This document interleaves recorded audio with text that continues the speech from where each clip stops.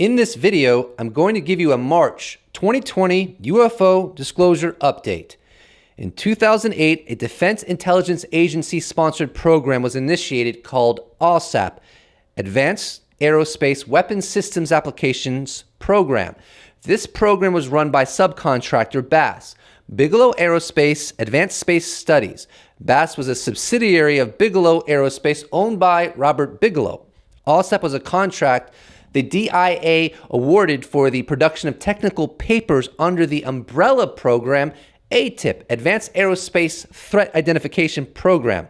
To make this extremely simple, all you have to know is that AATIP is the umbrella program focusing on the nuts and bolts aspects of UFOs, narrowing in on solid craft, and AATIP was a contract issued under AATIP by the DIA to study a multitude of UAP-associated aspects well beyond the nuts and bolts, well beyond just solid craft. Capiche? According to Dr. Eric Davis, who is actually a subcontractor for BAASS, this is what AATIP was tasked to accomplish. Take the physics and engineering of 2009 and 2010, extrapolate it to 2050. Are we going to be able to have the physics and engineering and the technology industrial base that will produce the vehicle that will match the Tic Tacs? In other words, by the year 2050, will we have the capabilities to duplicate the UAP technology that is witnessed around the world and has been witnessed for a very long time? That's what the 38 technical papers set out to understand under the AATIP program. But the AATIP contained far more than just those technical papers, as those papers were merely the forward-facing component of the AATIP contract. Beyond the 38 technical papers was a much more sensitive analysis of various aspects that are often associated with UAP reality. And unlike the 38 technical papers, by and large, the more private analysis conducted by the AATIP used the word UAP throughout it.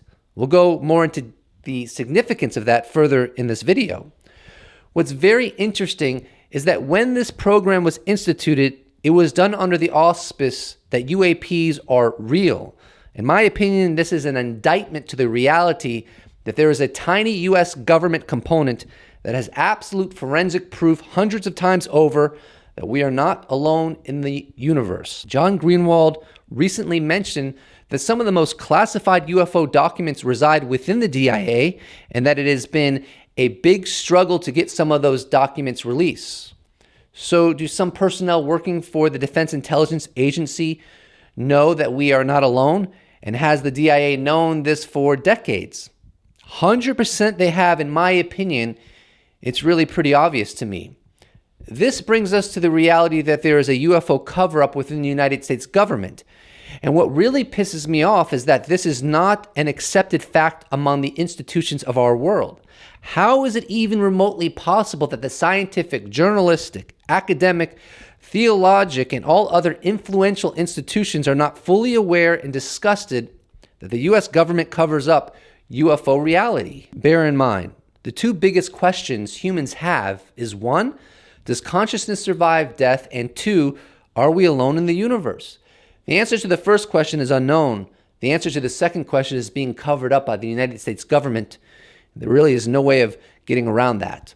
The fact that the major world institutions are not aware of this, frankly, hurts my soul. And the reason it hurts my soul is because the UFO cover-up is painfully obvious to anyone that is paying close attention to the past 73-year UFO historical cover-up. There are plentiful government documents obtained through FOIA demonstrating that the classified world takes UFOs seriously, even if on the outside, government agencies pretend that UFOs are of no interest to them and have no validity. There are endless stories of military personnel witnessing UAP and subsequently being asked to sign NDAs or just to not talk any further about their UFO encounters. This has happened numerous times with personnel that worked at nuclear missile ICBM installations who have seen unambiguous UFOs fly over and sometimes even tamper with nuclear technology. There are stories of US politicians over the years trying to get more information on UFOs and being flat out denied. Billy Cox has recently exposed how John Kelly, former White House Chief of Staff, former four-star general, former Director of Homeland Security and former senior military assistant to two secretaries of state, was never read in regarding what elements of the U.S. government know regarding UAP reality. To put this bluntly, whatever AATIP discovered regarding unidentified aerial phenomena, he, John Kelly, was never read into those findings that demonstrate that unknown beyond next generation vehicles pose a potentially serious threat to American sovereignty and the safety of U.S. military personnel. In a similar vein, Luis Elizondo and Chris Mellon have gone on the record that they made a concerted effort to get UAP data into the purview of Secretary of Defense James Mattis, but were unable to do so. Hence, why Luis Elizondo resigned from his work at the DoD, because he felt the Pentagon was irresponsibly handling the fact that UAPs were doing incursions into American territory and into highly restricted military airspace over and over again. Let me pose a question. Why was the United States Congress never informed about the encounter Top Gun pilot David Fravor had with a vehicle of unknown origin that could fly rings around his aircraft in 2004? I'm going to ask that question again because it really needs to sink in. Why was the United States Congress never informed about the encounter Top Gun pilot David Fravor had with a vehicle of unknown origin that could fly rings around his aircraft in 2004? You really don't think there's a UFO cover-up? Are you serious? How much do you want to bet, compadre, that UAP encounters of this magnitude have occurred around extremely sensitive American properties such as nuclear aircraft carriers, nuclear submarines, nuclear laboratories, nuclear weapons storage depots, and nuclear test sites over the past many decades? The following is a quote from Chris Mellon from his recent article titled "A Threat Unmet." If we knew for certain that the Russian or Chinese militaries had leapfrogged the United States technologically, there would be an uproar, much as there was when the Soviet Union launched Sputnik, the world's first man-made satellite. Fearful of falling behind, the public grew restive, and Congress promptly responded by increasing spending for NASA and bolstering science education programs. These initiatives paid handsome dividends 11 years later when Neil Armstrong set foot on the moon, arriving courtesy not only of a new space vehicle, but thousands of patented new technologies that strengthened U.S. industry and leadership in science and technology. And that's just the thing, isn't it? That's the elephant in the room that for some reason I can't quite pinpoint escapes the scientific, academic, journalistic, and theological communities. The U.S. government does know for certain that vehicles like the Tic Tac are not ours, that they are not Chinese, that they are not Russian, and that they are not Elon Musk's toys. If they were any of those things, the United States Congress would have been informed about them long ago by the U.S. intelligence gathering services, and there certainly wouldn't have been a cover-up over their existence. It really sucks that the UFO cover-up is not a widely accepted fact, and instead of the major influential institutions of our world being vocal about the cover-up and putting pressure on the U.S. government to change their policies on how they deal with UFO reality, you have a goofy guy dressed in a robe named UFO Jesus complaining about it. There's something disturbingly wrong with this picture. In a recent interview on the Yale Podcast Network, Chris Mellon talked about Navy squadrons on the East Coast during 2014-2015 that were routinely encountering unknown vehicles in restricted military airspace. The pilots were seeing them visually and detecting them on their sensors. At times, these objects were maneuvering at supersonic speeds. They had no transponders, exhaust, wings, nor any visible means of lift or propulsion, and the Navy wasn't reporting it. The intelligence community wasn't sending any reports up the chain of command about this, nor were they doing anything to support the pilots that were encountering these unknown vehicles. In fact, in one case, there was a near mid-air collision which could have been fatal. The pilots filed a flight safety report on what happened, but still nothing was being done on their behalf. The pilots weren't just concerned about mid-air collisions, which is a very tactical concern, as Mellon explained. They were also concerned strategically that a potential adversary could have made a breakthrough in aerospace engineering. They were also concerned that these unknown vehicles were a threat to carrier battle groups in general. Mellon goes on to further explain. The system was not responding in any way, which is arguably illegal. There is legislation, I think it's Section 503C of the National Security Act of 1947 as amended, which requires the Secretary of Defense and other senior officials to report significant intelligence activities and failures, and in my view, at least the inability to identify aircraft that are violating U.S. airspace and restricted military airspace on a recurring basis over a period of months and years is an intelligence failure, a major intelligence failure. And yet Congress was not being formed. Nobody was being informed.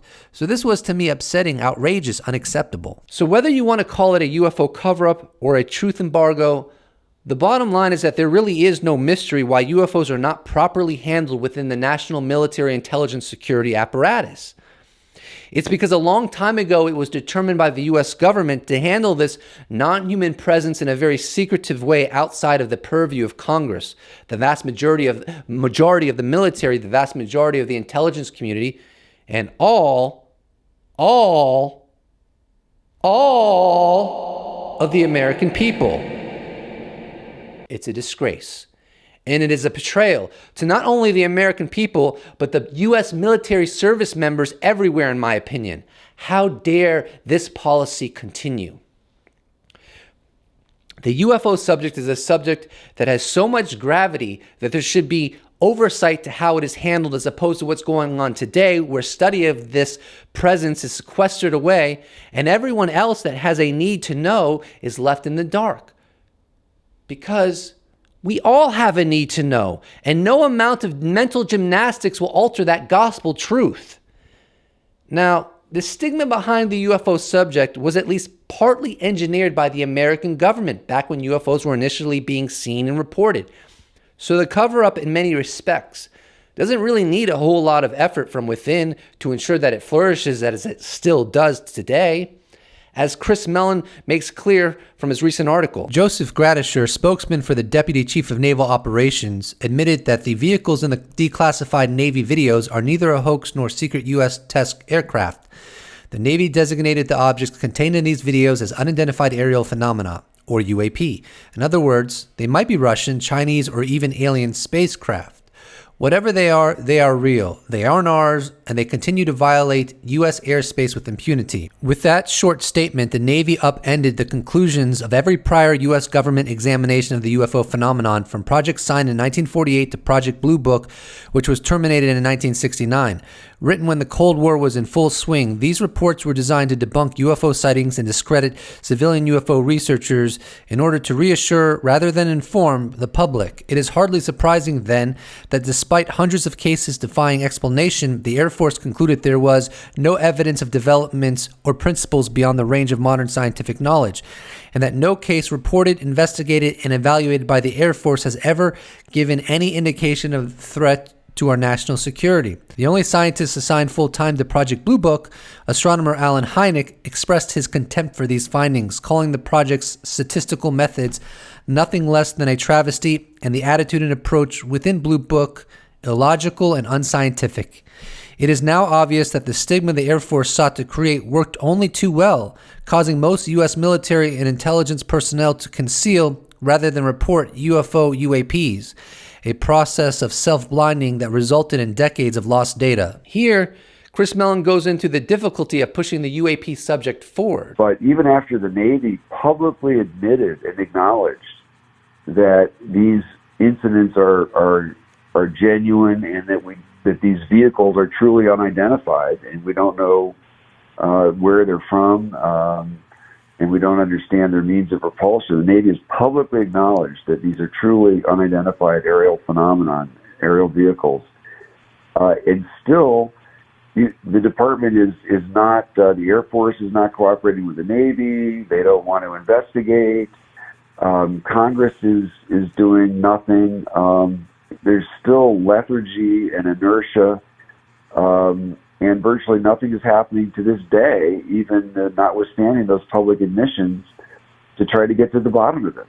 A February 23rd tweet of mine crystallizes my thoughts on the madness that's going on right now. The stigma that surrounds UFOs and the inherent psychological forces that contribute to people simply glossing over them becomes the ultimate silent enabler that allows for the DoD to have perfect knowledge that UFOs are real and not be held accountable for that by anyone. We have Luis Elizondo, a highly respected and accomplished longtime employee of the government, telling us that him and his former colleagues at AATIP concluded we are not alone.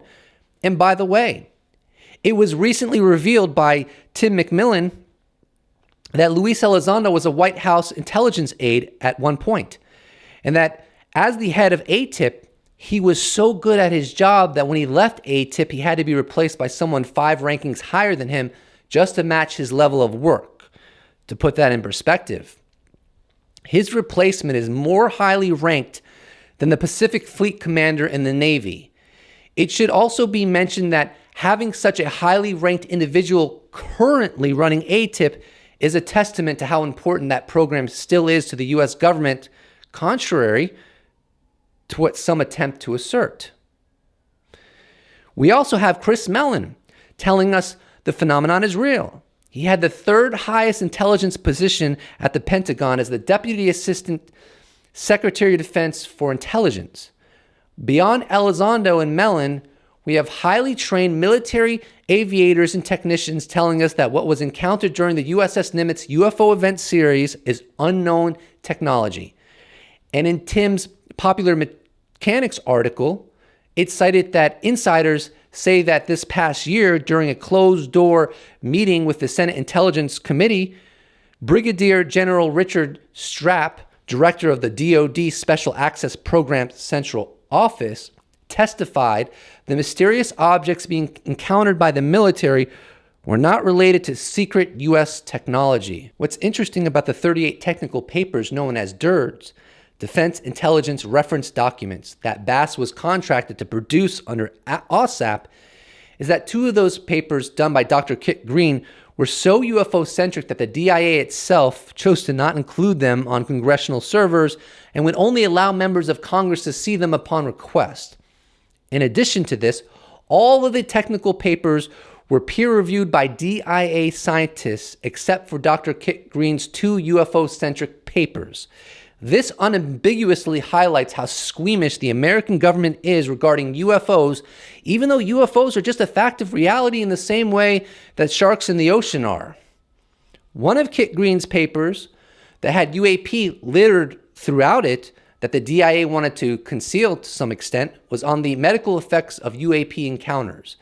The Daily Grail website put out an article summarizing Green's paper and beautifully crystallized this paper as follows. Although the obscurity of this technical title might not indicate it, this document's content is directly related to UFOs, and its main objective is to propose the hypothesis that studying the biophysical effect reported in a number of well-documented close encounters might give researchers a hint on the energy emissions and purported exotic propulsions displayed by these anomalous objects, using UFO witnesses as serendipitous lab rats to reverse engineer what caused their injuries, as it were. Now, while the 38 technical papers were the forward-facing component of the AATIP contract, there was a much more sensitive component that was purposely implemented in a way so that its research content would not be discussed by the U.S. government as a whole, nor would it be available for those filing FOIA requests.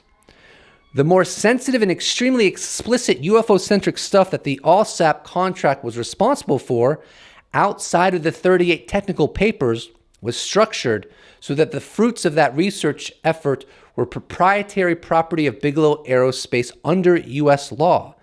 This equates the DIA being able to have access to these research findings, but not being permitted to share these findings with anyone else, including Congress, without the express permission of Bigelow Aerospace. In Tim McMillan's article, it is written, sources say the key to understanding current denials of UFO studies in AATIP comes from a phrase stamped on each page of the BAASS 10-month report obtained by Popular Mechanics. The information is proprietary and cannot be disseminated or used without prior written consent from the operating manager of BAASS. Many believe this model of making research findings proprietary property under the ownership of a subcontracted corporation is how the U.S. government mostly deals with the UFO subject, so that the vast majority of the U.S. government is perpetually out of the loop regarding UFO studies. And that information, as well as a result, is completely unavailable for those that file FOIA requests. Now I want to go into the BAASS 500-page, 10-month report that is part of the proprietary property of Bigelow Aerospace. Before we dive in, it should be noted that the 500-page report was just an overview of numerous BAASS initiatives under AATIP. Furthermore, the studies at Skinwalker Ranch were only a small component of the AATIP contract. Some people think it was most of it or even all of it, and that's simply not true. Moreover, it should be noted that Tim McMillan only had 90 minutes to 2 hours to look at the 500-page, 10-month report, and the person that leaked the report was neither a former employee of BAASS nor a government employee. Had that person been either of those two, it would have been a federal offense to allow McMillan to look at it. Finally, the 500-page, 10-month report is not classified, but still considered very sensitive to the U.S. government. So what did the 500-page, 10-month report consist of? In a John Greenwald interview, Tim McMillan went into some of the material in that report. Here's what he had to say. There was a number of things that would be described by most people as largely more paranormal, esoteric. The word interdimensional was used. The word EBE came up. It covered the gamut. And that's what I mean from, like, this could be ball lightning, but then pointing out, well, there really is no scientific consensus to what the hell ball lightning is. To abduction research, to interdimensional, to time travelers, you name it. This was a UFO convention in textbook. John Greenwald of the Black Vault asked what the intelligence reasoning was for why the DIA was looking into these kinds of subject matters and aspects. McMillan explains at one point in his response, consider that someone comes into contact with what he believes is an interdimensional traveler, and he has either some physical evidence or some anecdotal evidence and maybe some additional eyewitness testimony evidence that supports that something weird happened, but he's saying they are interdimensional travelers. Here's a direct quote where McMillan qualifies the aforementioned sentiment. It was not as much, is this an interdimensional traveler, but what types of technologies or what types of something has the capability to alter reality, frankly, or perception of reality?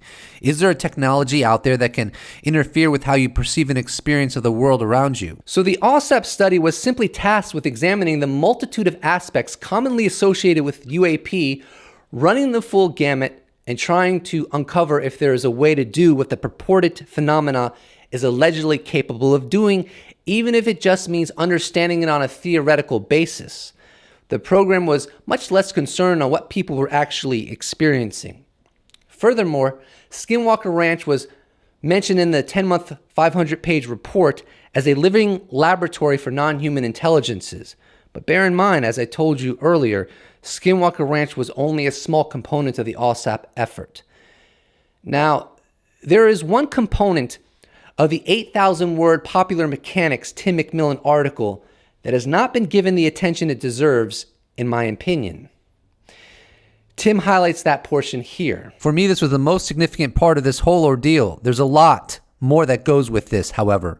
I'm still working on trying to verify it first. And here is the segment that Tim is referencing. With the wealth of data collected by BAASS and almost assuredly more information being gathered by AATIP, it raises the question, is the UAP issue being closely guarded because we don't believe it's real, or because we're afraid we can't understand it? So is this a matter of the government discovering something it didn't understand and therefore opting to avoid it altogether? Nick Cook, the former aviation editor of Jane's Defense Weekly and author of The Grid, tells Popular Mechanics this idea reminds him of a conversation he had with Ben Rich, the former director of Lockheed Skunk Works and the father of stealth. Cook says Rich told him when the ability for stealth aircraft was discovered but not yet understood, there was considerable debate on what to do next. Do you put a bunch of money into developing something and end up not being successful because you don't understand it? Or do you table the entire idea until you have more science, which runs the risk of someone else figuring it out first? With stealth technology, the U.S. military ultimately made the decision to move forward, which led to the development of the world's first stealth aircraft, the F-117 Nighthawk. I guess it would depend on how wide a knowledge gap you thought there was and how high was the risk for success, Cook says. Could I see how something could come up and the decision would be made to tuck something away like the final scene of Raiders of the Lost Ark? Yes, I could see how it could be possible. Oh, that is a doozy. Let's unpack that a little. This passage is hinting at the concept of the U.S. government making an effort to reverse engineer alien technology. Nick Cook relays a conversation he had with Ben Rich, the former director of Lockheed Skunk Works. The concern, as Rich explained in the passage, is when the ability for stealth aircraft was discovered, but not yet understood, there was a debate on what to do next. That being, whether you put a bunch of money into developing stealth that in the end may not be successful because you don't understand it well enough, or alternatively, do you table the effort to develop stealth technology until you have more science at your disposal, which inevitably runs the risk of an adversary developing stealth technology before you do?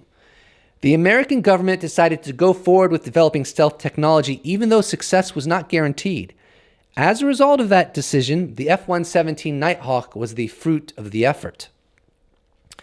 Now, let's plug that into the United States retrieving a non-human craft and having the dilemma of what to do about that. Do they put billions of dollars in trying to understand that technology in a way that leads to advanced weapon development, even though such efforts could end up being completely unsuccessful? Or should they table that effort and wait for science to progress before putting billions of dollars into striving to back engineer the non-human technology craft? But here's the important factor that you have to keep in mind that is being hinted in that bombshell passage. The only time you would ever even potentially allow anyone to know that you have retrieved advanced non-human technology, if you're the United States, is after you have successfully reverse engineered it. Otherwise, you theoretically open yourself up unnecessarily to espionage that maybe otherwise not be a factor. And you theoretically unnecessarily instigate other nations to try to create the technology before you do. We, the public, didn't find out about stealth technology until it was fully developed with the F-117, which was ultimately made a part of the active American arsenal. So the suggestion could be from that passage that the American government has finally figured out how to back engineer non-human technology, or has gotten close to it, and now can finally spill the beans, so to speak. Or, more mundanely, a big reason behind the secrecy regarding UFOs is simply to diminish the odds that adversaries will find out America has retrieved an alien vehicle which could create problems already cited.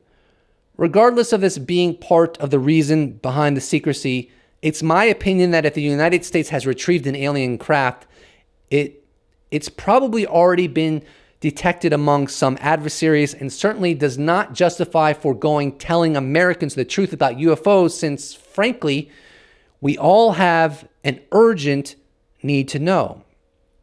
Shout out to Kakala Diallo.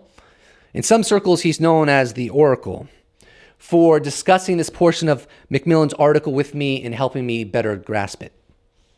Here is a fascinating sentiment that Tim Macmillan conveyed on the Paranormal Podcast with Micah Hanks. I'll say in the same vein, since the article was published, people will be shocked at the quality and caliber of people who have reached out to me who equally don't want to be named.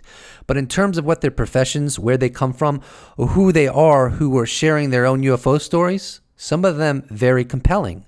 There is something there that's at least worth examining. Macmillan's quote demonstrates the power of an article like the one he wrote for Popular Mechanics to elicit the sharing of UFO experiences from people of the highest caliber. He didn't specify the professions of these people, but my guess is they encompass people in government, journalists, and the like. I hope someday soon, as the disclosure process quickens, those people Macmillan referenced will publicly reveal their stories simply because UFOs are real. The last component of this disclosure update is a story that was published in the Daily Mail, where it's recorded that Captain Max Clark, the current commanding officer of the USS Nimitz, revealed his crew has an obligation to make sure the airspace is clear of UFOs. This is significant because it highlights how people in authority can no longer easily blow off the UAP question, as Stephen Bassett mentioned in a tweet. There are real, ongoing developments regarding UAPs in both the media and behind closed doors, and this will continue to contribute to the assessment that unknown vehicles are currently flying around in our skies with impunity. As time goes on, denying this is going to become less and less popular, frankly. I'm just going to tell you right now, and this is just my opinion, the escalation with UAP reality will continue, and it's not a fluke, nor is it based on bad science. My assessment is it's actually based at the deepest core on the fact that some governments have smoking guns of a non-human presence engaging our world. It should be noted that in the BAASS 500-page 10-month report that Tim McMillan got about 2 hours to look at, he said he came across a black and white photograph of a saucer-shaped object in the sky at fairly close range, and that this photograph was provided by the Brazilian government. Furthermore, he explained that he was not aware of this photograph previously being in the public domain, and the significance of that, in my opinion, is it's suggestive that many governments probably have a significant amount of forensic data contributing to their maybe even very quiet assessment that we are not alone in the cosmos. God willing, some of that will come out in the year 2020, the year of perfect vision. The year of perfect vision. If you watched this entire UFO disclosure update, how about writing in the comments below, I survived UFO Jesus' disclosure update? Don't forget to subscribe. And if you'd like to support this channel, you can check out my merch shop where I sell t-shirts. Links is in the description below. Or you could even become a patron. Or you can just slap a like on this bad boy and I'll appreciate it so much. Thank you so much for watching.